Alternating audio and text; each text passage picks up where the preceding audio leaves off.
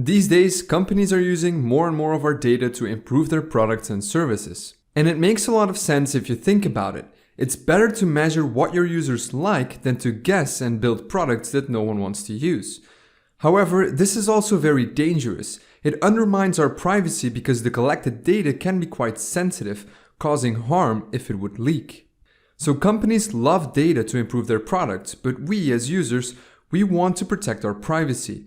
These contradicting needs can be satisfied with a technique called differential privacy. It allows companies to collect information about their users without compromising the privacy of an individual. But let's first take a look at why we would go through all this trouble. Companies can just take our data, remove our names, and call it a day, right? Well, not quite. First of all, this anonymization process usually happens on the servers of the companies that collect your data. So you have to trust them to really remove the identifiable records. And secondly, how anonymous is anonymized data really? In 2006, Netflix started a competition called the Netflix Prize. Competing teams had to create an algorithm that could predict how someone would rate a movie. To help with this challenge, Netflix provided a dataset containing over 100 million ratings submitted by over 480,000 users for more than 17,000 movies. Netflix of course anonymized this dataset by removing the names of users and by replacing some ratings with fake and random ratings. Even though that sounds pretty anonymous, it actually wasn't. Two computer scientists from the University of Texas published a paper in 2008 that said that they had successfully identified people from this dataset by combining it with data from IMDb. These types of attacks are called linkage attacks, and it happens when pieces of seemingly anonymous data can be combined to reveal real identities. Another, more creepy example would be the case of the governor of Massachusetts. In the mid-1990s, the state's Group Insurance Commission decided to publish the hospital visits of state employees. They anonymized this data by removing names, addresses, and other fields that could identify people. However, computer scientist LaTanya Sweeney decided to show how easy it was to reverse this. She combined the published health records with voter registration records and simply reduced the list. There was only one person in the medical data that lived in the same zip code, had the same gender, and the same date of birth as the governor, thus exposing his medical records. In a later paper, she noted that 87% of all Americans can be identified with only 3 pieces of information: zip code, birthday, and gender. So much for anonymity. Clearly, this technique isn't enough to protect our privacy. Differential privacy, on the other hand, neutralizes these types of attacks. To explain how it works, let's assume that we want to get a view on how many people do something embarrassing, like for example picking their nose. To do that, we set up a service with the question, "Do you pick your nose?" and with the yes and no buttons below it. We collect all these answers on a server somewhere, but instead of sending the real answers, we're going to introduce some noise. Let's say that Bob is a nose picker and that he clicks on the yes button.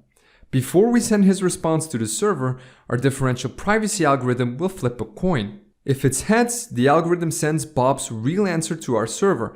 If it's tails, the algorithm flips a second coin and sends yes if it's tails or no if it's heads.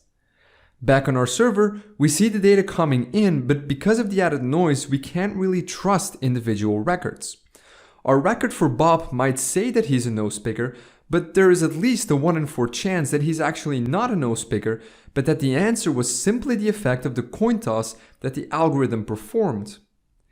This is plausible deniability. You can be sure of people's answers, so you can judge them on it. This is particularly interesting if you're collecting data about illegal behavior, such as drug use, for instance.